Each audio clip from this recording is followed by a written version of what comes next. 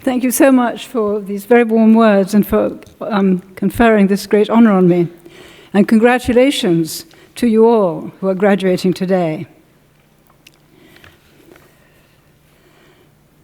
When I graduated, a rather long time ago, I promised myself that in the future I wouldn't cast nostalgic glances backwards and mumble to the young like you that I lived in a golden age. Things Ain't What They Used to Be was a very popular song then. It lamented that monkeys were flying round the moon, and we'll be up there with them soon. In the last century, Franz Kafka wrote bleakly to a friend, "There is hope, but not for us." Is there hope now, for you, for us? Has anything changed for the better? I think it has. And this is my list of changes, and it could be longer. Firstly, awareness of prejudice and injustice is done. When I first went to New York, I was longing to go and be there because it was the time of awakening, of civil rights, feminism, pop art, beat poetry, epic novels.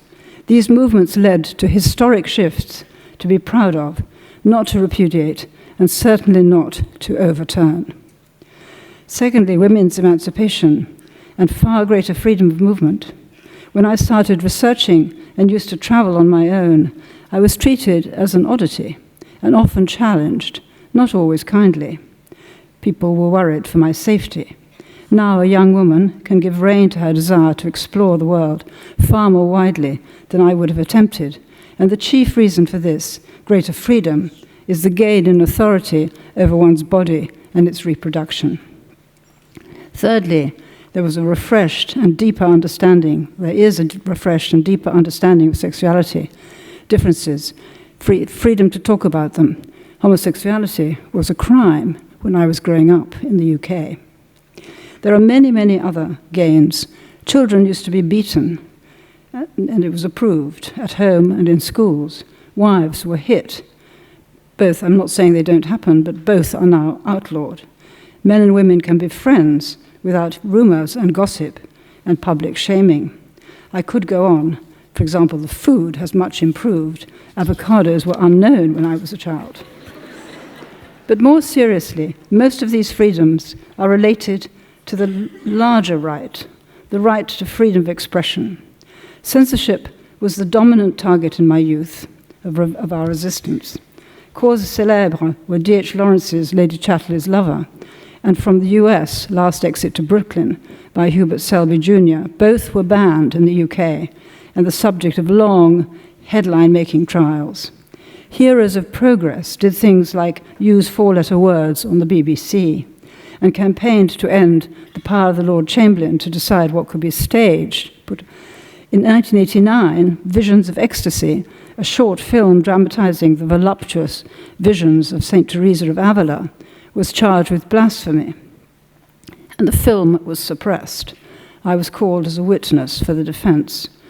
The blasphemy law in the UK was only abolished in 2008.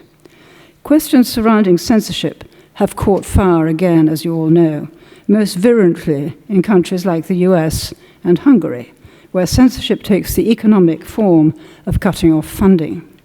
While this summary and traditionally despotic form of suppressing freedom calls out for determined resistance, the open forum of social media has opened a whole host of other questions and calls to us to find a way to stop rage unleashed and staunch the wounds that social media can inflict.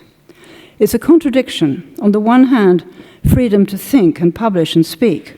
On the other, democratic ideals of civility, cohesion, and mutual understanding in difference, coexistence, convivencia. As a writer, I am caught on the horns of this dilemma. And as a consequence of social media, yet another danger to expression has developed, a widespread internalized fear of being ostracized or being mocked or threatened for your opinions and even for your appearance and body. And this has led to morbid anxiety, alongside muffling, guarded words, self-censorship, singing dumb in order to survive. Laws condemning hate speech, restrictions and indictments of trolling and cyberbullying shouldn't be opposed in the supposed interests of freedom of speech. And yet, the ancient dilemma still remains. Who will decide what is not to be permitted? Who will be the gatekeepers? Who will watch over them? Who will define the margins and the inside? It has to be you. It has to be us, the inhabitants and users of language and its vehicles, ordinary daily wielders of words.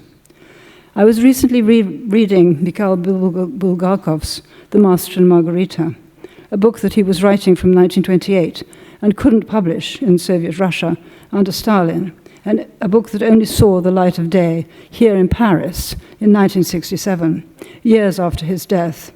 It has since illuminated readers' minds as well as making us laugh and cry and delight in his brilliance, versatility, and inventiveness.